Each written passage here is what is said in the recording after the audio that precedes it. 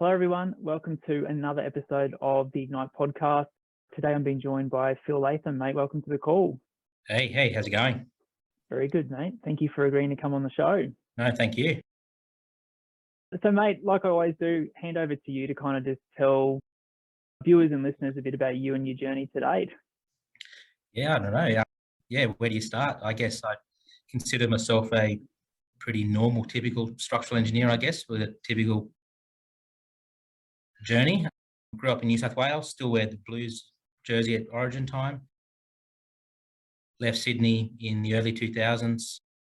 Spent 7 years in London, which was fantastic. Different working cultures, and probably really exposed me to architectural buildings and working with architects and the process of design, which the British are very, very good at. Returned to Australia in 2009 and moved to Brisbane. So I've been in Brisbane since 2009, and first 5 odd years was with AECOM, helping them build a building structures business in Australia. They didn't have one at the time.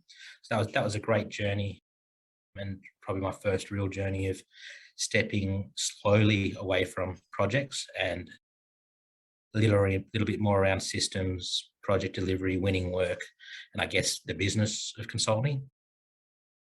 After a great 5 years there, joined Robert Bird Group, another great business. And yeah, that was a fantastic journey as well.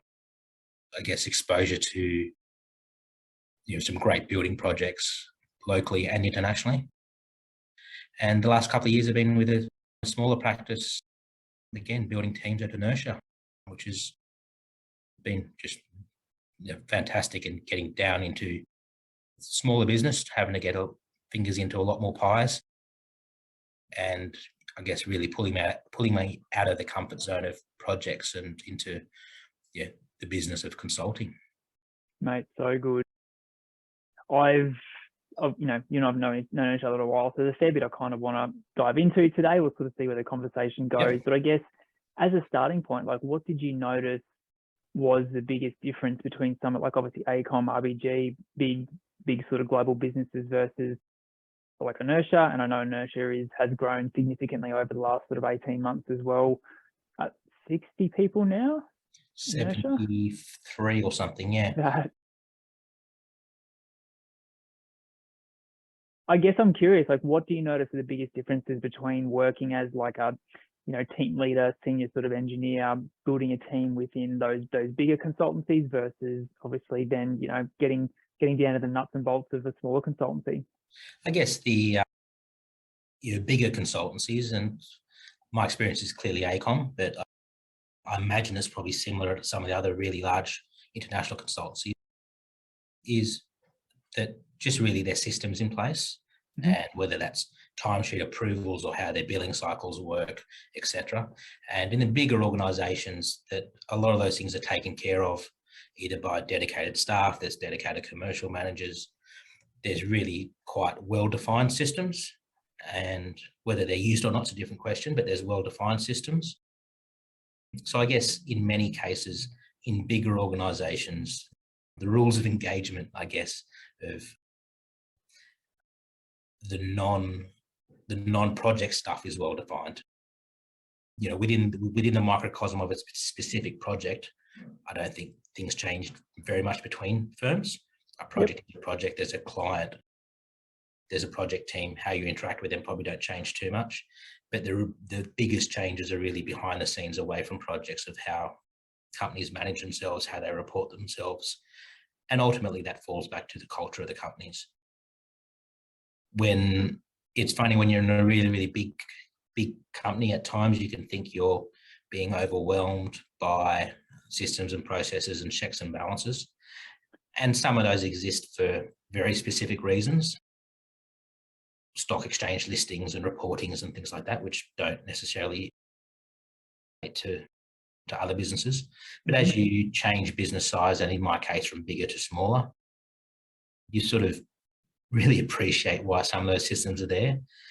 And probably more recently, I've had the fortunate experience to be able to take some of those some of those things I've seen and bring them into Inertia. And that's been quite rewarding, just sort of seeing some of the immediate cause and effect of some quite simple systems that, you know, shape how we operate. Yeah, good, mate. And I guess, you know, to your journey more recently, obviously with Inertia, like, would you say that those sort of like small businesses more nimble, like you can make decisions more quickly, or you know, was your experience with the bigger consulting world also, you know, things can get done quite quickly, or do things kind of get bogged down in those systems and processes in the bigger companies, whereas you can make decisions more quickly in the smaller organizations? Yeah, I think it's pretty fair to say bigger companies' decision making is slower, but I think for good reason. They've got very different risk profiles, and I don't necessarily think it's company size related. I think it's probably more about service offering related. Okay. If I think about my time at Robert Bird, very similar civil structural focus. Decisions there were pretty quick. Things could happen pretty quickly. Where I think about my time at, you know, the ACOMs and, you know, some of the other larger organisations, it's some of those decisions are more around, you know, enterprise-wide aspects, whether it's Sure. other disciplines being involved, stepping on other clients' toes, some other things which aren't necessarily related to the project, and that's where some of that lack of timeliness can creep in. Yeah, good, mate. Okay, I'm curious. Obviously, Inertia is the most freshest. That's not a word. The most recent experience for you, but I'm keen to kind of, you know, your journey has been different along the way. Like, if you look at the AECOM journey, the RBG journey, and obviously you were sort of tasked there with growing a team around you. Like, what did you learn? What were sort of some of your biggest takeaways in terms of building team and building business at those bigger organisations before we then chat about the journey at Inertia? Yeah. Certainly at ACOM, there was probably more of a focus on creating some market awareness at the time. I remember having to talk to lots of architects and project managers and no one knowing who ACOM were, particularly because they'd just brought out the name in Australia at the time. So there was an element of that. Within the business, it was around setting up systems, whether they be CAD drawing systems or how do we choose to use our verification, and taking tools that were working in infrastructure, for example, and making them a bit more building specific.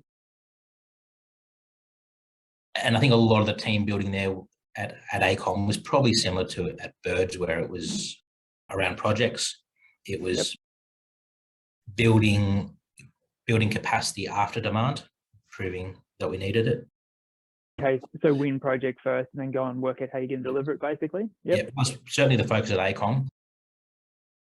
Robert Bird Group being established and, yeah, being quite established, particularly in Brisbane.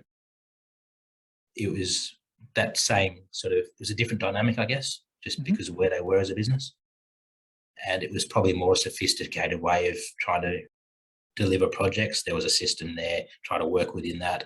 So it was far more about the nuance of resourcing, keeping clients happy, future work, building deeper relationships at Robert Bird, as opposed to, I guess, the awareness type, where the new kids on the block at ACOM. Yeah, right. So they were slightly different approaches to, not slightly, quite different approaches to talking to the market. Also different approaches to how you recruit staff into a business. At ACOM was like, we're new, we're growing, we're this large organisation. At Robert Bird, it was a lot more of, you know, we are this established practice doing some great work. Come join the team. Yeah, right. And Inertia, funnily enough, had both of those. At the time when I joined, they were circa 20 people, quite a small business. So there was an element of trying to gain some awareness in the market of who we were at a market level, and then also having to do so at a individual recruitment level. We didn't have a big corporate name to respond to.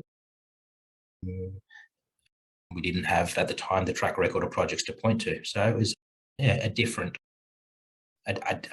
angle.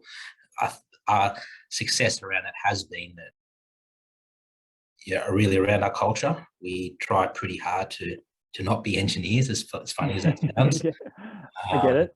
We try very hard to to be normal and approachable and all those sorts of things, and to genuinely look after our staff. And that's not to say those other practices weren't that, but I guess that was the area that we focused, and that led to a lot of inertia. What we do for our staff is about creating opportunity for them, and that's so. I guess that has been a different message. Yeah, I mean, yeah, mate. And I guess it sounds like, like different challenges along the way in terms of it. Like with ACOM, obviously that new, like you said, new kids on the block kind of thing, but an existing brand, but bringing it into a new market. So there was obviously, I'm sure, existing client relationships within the business that you could talk to and go on to. It's more like that internal networking, if that term makes sense, in terms of, hey, we're here. What are you doing with your existing clients? Can we offer a new service to them and that kind of thing? Versus it sounds like with the inertia side of things, it was been really about how do you build that brand, knowing that you're really great, knowing that you do good work, but you've got, it's that start of that journey in terms of getting the name and the brand out there and building from there. And not dropping the ball on the way and delivering. Exactly. On it. Crazy journey though. Like, so you've been inertia 3 years? It's just gone 3 years, and 20, 21, 22 to now 73. That's massive. We doubled in 2021 during COVID, which was just a phenomenal, scary thing. But no, it's been great. It's been really good fun. Awesome. And that's obviously come from the nature of the business and the senior, the managing directors and the directors of the business really supporting that growth and happy to take that risk. It is a risk. So and happy for them to go on that journey. Yeah. Awesome, mate. So I guess to the last sort of 3 years, like obviously I know your journey is a sort of the structural principal. I know there was also a period there, maybe you're still doing it. You took on a civil team lead or civil looking after one or a couple of the civil teams as well. Like maybe tell us a bit about that journey in terms of growing the structural team, then having to pivot and look after the civil team and all that sort of stuff as well. Yeah, of course. Probably, what has been different from previous roles is it's been structural focused, but my previous roles have been focused on, I don't know, call it 70, 80, 90% of my time on projects, and then touching on other things, whether it be preparing bids, business development, etc. For me, this role has been flipped on its head. I'm probably 20, 40% billable, and the rest of my time is in some sort of management function. And a huge amount of that time and effort the last couple of years, particularly as we've grown, has been on organisational structure.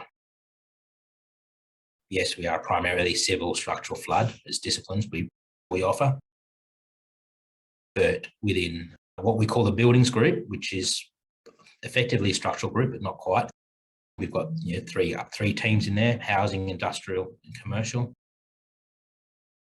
And each of those teams are obviously far more sector focused, but they've all got their nuances. We have some building designers and hydraulic consultants in there as well. So a lot of my role has been really trying to nurture those teams and get those team leaders in place and that structure in place, allowing them to grow. And then the last little while, that's extended across into the civil disciplines, and that was quite an interesting journey for me, because it was probably the first time I've had to genuinely manage and nurture a discipline that I'm not intuitively across, and I don't know the finer details, which is a remarkably funny thing to say, because all structural engineers have civil engineering degrees, but civil engineering is not structural engineering by any stretch. So I agree. So that nuance is actually quite important. So that's been quite an interesting journey, and the way civil engineers work, and particularly that they use civil designers, which is not a skill set has a structural variance of. So that's very different. And the period of when they do a lot of their work tends to be a lot more front end compared to structures, and they've got a very different way of managing the construction phase. So getting my head around all those aspects has been quite interesting and quite an eye opener. Yeah, and I know obviously like you and I were sort of working together in one of my programs during that period, and I remember you having to go through that sort of period of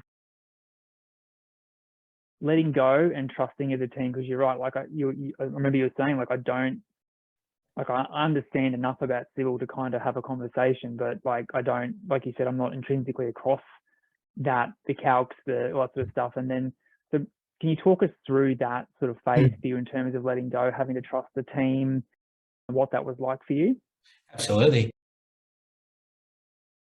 Yeah, I guess as a structural person, you can sort of watch the correspondence and watch the stuff go forwards and back, and you've got an inkling, or you've got a strong sense of whether it's going the right way or not, and you've got a sense of when to dive in or not. And that art of delegation is genuinely tough, or I believe it's tough. I've not found anyone who's found it easy, but I've found it quite tough. And to my mind, I think the hardest part of delegation, certainly something you're doing that you're in control of, is that trust element. Ultimately, you're asking someone else to do something with the implicit and unstated aspect that whatever you do and give back to me, I can review it, etc. But I've ultimately got to trust what you've given me, and I'm going to give it to someone else, and I've got to carry the can for it. And that takes a bit of the self-reflection to get through. Yeah. And I guess ultimately I guess the two aspects of that dropped for me was, firstly, rightly or wrongly, that is the consulting model. That is what consulting engineering is about. If you don't subscribe to that model, you work as a lone consultant, whether within an organization or by yourself. So any element of trying to grow and have responsibility in business relies on that leveraging model, and that leveraging model relies on delegation. So there was an aspect of, well, this is the only way, I guess. But probably the more overarching aspect is, well, if I don't trust them, I should just tap out. I'm in the wrong gig. You've got to trust your staff. If you don't trust your staff, that's non-negotiable. You don't get out of bed. But then for me, there's a really important nuance there. It's not about trusting them to get it right. It's about trusting that they're trying their best to do it right, and just accepting that there will be hurdles, there will be things which are wrong. And just accepting that. And I was lucky enough many years ago to get some advice around delegation, which I subscribed to very heavily. And it was that when you delegate something out, you have to accept that there's about 10% of what you give them is just going to be flat out wrong. So ask Josh, can you go book me a holiday? And 10% of that's going to be wrong. You're going to choose an aisle seat instead of a window seat. And that's just wrong. I've got to accept that. Yep. And 20% of it's right. 20% of it's 100% right. That you booked the trip to Hawaii. Cool, fantastic. And that's great. That's what I expected back. But where the really difficult part is the 70%. And the 70% is different. It's not wrong. Not the way I would have done it, but it's not wrong. And anyone outside of you or me wouldn't have known the difference. So you booked different dates by a date than I would have liked, and you chose a different carrier, and you booked a hotel across the road. But it has no net impact. It doesn't affect a holiday. No one else knows. And it's my own personal prejudices that generate that 70%. And coming to peace with that's hard. And when you come to peace with that, with the delegation, I think that gets a lot easier. Just about saying, I'm unhappy with this, but does it matter? Is it me that's unhappy with it, or is this a genuine problem? So once I got my head slowly around that, and that hasn't been a slow journey. That's been a journey in the literal years and years. I guess that when I overlay that with other disciplines, very similar things. Like, do I trust that they're trying their hardest to do it? Well, yes. If I don't, that's a very, very different discussion, thought process. And then, let's focus on the outcomes. And And is that like an intuitive thing, mate? Like, is that like a what's the word? Like a character, like if you think about your role looking after the civil team, and I imagine there were some team leaders in there that you had to sort of, you knew them because you were working with them, but you had to kind of intrinsically assess yourself whether they knew what they were doing. Can I trust them? And, you know, is the 70% that they're doing gonna be right? Because, you know, you don't know that 70% is right or wrong if you don't have an awareness of that particular discipline. So is that like a intuitive thing, a trust thing? Do you get to know the person a bit better? Like, what's your, if you reflect on that, what was your process there to kind of get comfortable with the delegation piece to the team? A lot of it's ad hoc discussions with people. Yep. It's reading the room, for want of a better word, in terms of how do other people interact with them, how do other people comment on what they're doing, are clients happy with them, are they winning more work, are they not, etc., etc. I guess a lot of my role at the time was just around helping them help their teams, and some of the reporting functions, I guess. Well, certainly not getting involved in their projects. That's their domain. Yep. But yeah, it's difficult. You never really know competence, for want of a better word. But yeah, I've been very lucky here that I've been surrounded by nothing but competent people. Yeah, good. But which certainly makes it a lot easier. Yeah, it's not always smooth, and there's a few bumps and scrapes along the way. But yeah, those bumps and scrapes come out of people who are passionate about what they want to do. And in reality, you're going in the same direction and bumping shoulders going the same direction, not trying to go different directions. And I think sort of just trying to remind yourselves of those little scuffles we all have, was that, are we trying to do different things, or are we actually just actually stepping on each other's toes, going the right direction, and just trying to pull out and just see that bigger picture. And do you think it's more EQ than IQ in terms of that role, like that sort of that emotional intelligence, emotional awareness, that kind of connecting with the team, like you said, you know, the conversations and the connection and kind of understanding their personality style? Do you think that sort of supported you more than just being a smart dude? Well, I hope so, because I'm not a smart dude. I think it's all about communication. I think it's all about how you deal with people, knowing when to step away, choosing your battles, reading the room. I think it's also as much about creating the right environment. I think it's very hard to say, we're going to have a meeting and I want everyone in the room to, this is a safe place and be open. You just can't do that. Like, you've got to take people through that and create that environment. Tell me more about that. Like, is that a conscious thing that you work on, or something you feel like comes to you naturally in terms of, in your words, creating the right environment?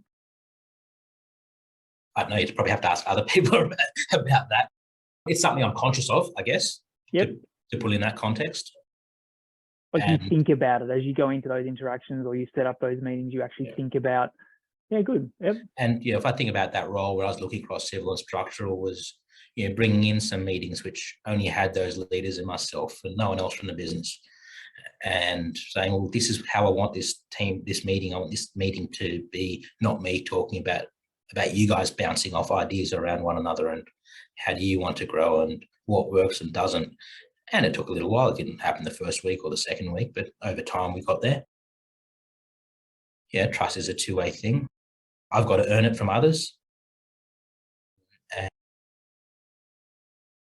we all have our own sort of inhibitions and don't want to talk. So, but no, it's an awareness thing. Yep. And you mentioned personalities. Different people need to be told information in different ways. Some people want to be publicly recognised for the good work they do. Other people just want a quiet tap on the shoulder and thanks. And dangerous place when you conflate the two. So. That's right. And again, is that something that you think about consciously around looking at your different team leaders or the people around you? And is that something that you think about? That's this person's personality style. I know that they're not great with, being in the spotlight. I need to go and have quiet words with them versus that person can take robust feedback. Yeah, no, very much so. No, very much. You got to be very conscious of how you interact with different people. And that's probably hardest when it's a group environment.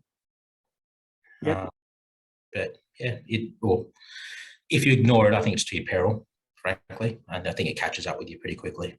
Yep. And I think, again, it's funny, like the conversations I'm having most frequently at the moment with my coaching clients are around the EQ piece, around that, your level of intelligence only gets you so far in your engineering career. Like at some point when you start to look after people, when you start to manage projects, it's more about the EQ. It's more about, okay, who is the client sitting across the table from me? How do I tailor my approach or the way that I communicate to them in a certain way to get the best out of the interaction? Who's on my team around me? And do we have a good, robust team of different personality styles and strengths and stuff? And so it's just, you're right, mate, it's to your peril to not think about that sort of stuff the more you progress your career into leadership roles, just running your own business, what have you.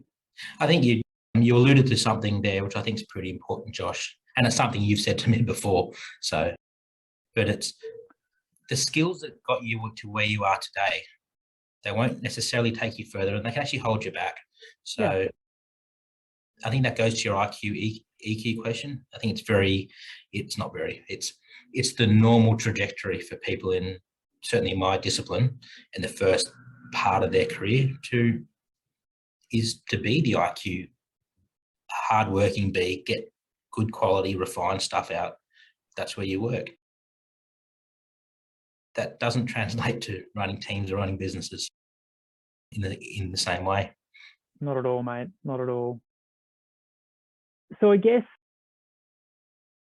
like we've kind of covered leadership and culture. I guess I wouldn't mind talking to you now about like client relationships and also just kind of where you see the industry going. Like I'm just fresh off a group coaching session with everyone in one of my programs, and we're talking about, the market, what's happening and all that sort of stuff. And some clients who are in certain sectors are a little bit nervous about, some of my clients who play in certain sectors are nervous about that drying up.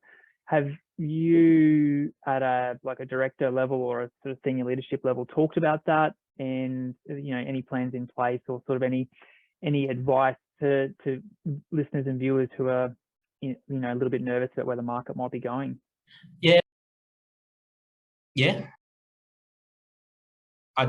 My crystal ball's no better than anyone else's. Yeah. I think the first important thing is context. The context from an organisation with 50, 100,000 people is clearly different to the context of inertia. Mm-hmm. If I think about it, the context of inertia, so a Southeast Queensland-based business, medium size, we're 70 people, and the sort of sectors we focus on, we see nothing but positivity, and we see nothing but positivity for the next 8 to 10 years. Yep. We get that from a couple of different aspects. We probably, like many people, run off our feet at the moment. We don't see any large scale levers, government policy type things that can change a shortfall of resources in the short to medium term. Mm-hmm. So getting staff, getting the right staff, getting skilled staff, or just getting any staff to train. So unless there's a significant change of a lever on that at a policy level or government level, we're clearly on the backdrop of the Olympics. And the amount of work that's going to happen around that. Government spending in health, for example, that's been touted. So I guess we're certainly not seeing anything of concern, I guess. And I guess that's mindful. That's looking through a lens of a couple of years ago. We didn't know what was going to happen tomorrow. I think there's aspects of industry which are certainly more fickle and responsive. I think the domestic housing part is probably the one that comes to mind. That tends to be a part of the market that reacts very quickly to interest rate changes, for example. For sure. But I don't think that changes at a macro level. I think the construction industry overall will be busy. And if there's some sort of slowing down of that sector, which I don't think there will be in the housing sector in Queensland, personally, it'll just, people work and move on to something different. I can't say that I've got any confidence in knowing exactly what I'll be working on in a period of time in terms of a sector. But I certainly feel there's enough out there of lots of different types. Defence hasn't been able to spend its budget for how many years now. There's an Olympics coming. There's a big health push happening. Developers are saying they're running out of land to buy. Like, we're hearing all these things which are positive from a demand level, i.e. there's more demand to be met. So yeah, I guess that at a macro level. Good. No, mate, I just wanted to sort of pick your brains and get your insight on it. And you're right, like it is, you've got to look at this stuff through the lens of context in terms of where's your business, where's your team, what market sector do you play in? Are you in Southeast Queensland with the Olympics coming up in 10 years time? Like, it's about looking at your world and making a sort of informed decision about what to do. And certainly, most clients I'm talking to and with in Southeast Queensland are very bullish.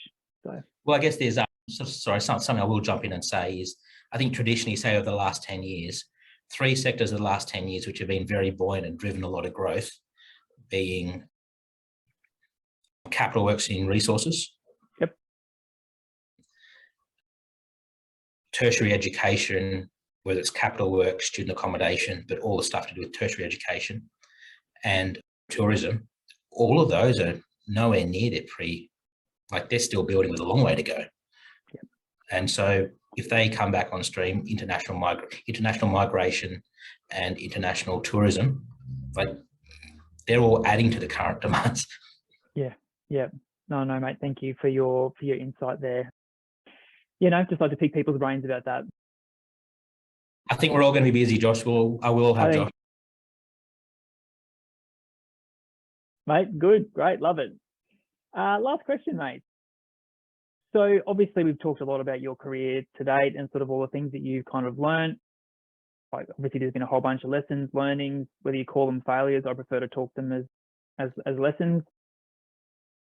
But if you sort of take all that knowledge and you get to sit down for a coffee or a beer with the 10-year younger version of yourself, what advice would you impart on that person in terms of as they look forward to their life and their career? Yeah, a good question. Yeah, probably the first one that immediately comes to mind is, don't sweat the small stuff. I guess, that sort of, I'm telling myself if something comes up, is this going to matter in 30 minutes? Is it going to matter in 3 hours? Is it going to matter in 3 days? Is it going to matter in 3 years? Just contextualize whatever you're dealing with. Yeah. That's definitely one. For those of the people that know me quite well, I can be quite detail oriented sometimes, and I can be rather bullish at times.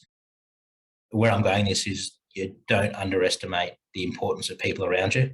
Yep. And whether that's nurturing them, and just across the board, everything we do, it's not about calculations, it's not about drawings, it's about communicating. If you can't communicate effectively, whether that's via a drawing or report or with people directly, if you can't get your message across, you've lost. So you've got to be able to communicate effectively. And the third one is, it's about the journey. You got to enjoy the journey. It's not about being somewhere in 5 years. I'm still probably learning that one a little bit. But when you're a little kid, you want the biggest, newest Lego set, and what do you do when you've got it? But enjoy the journey. Mate, unreal. Phil, thank you for coming on the podcast today, mate. It's been an absolute pleasure talking to you.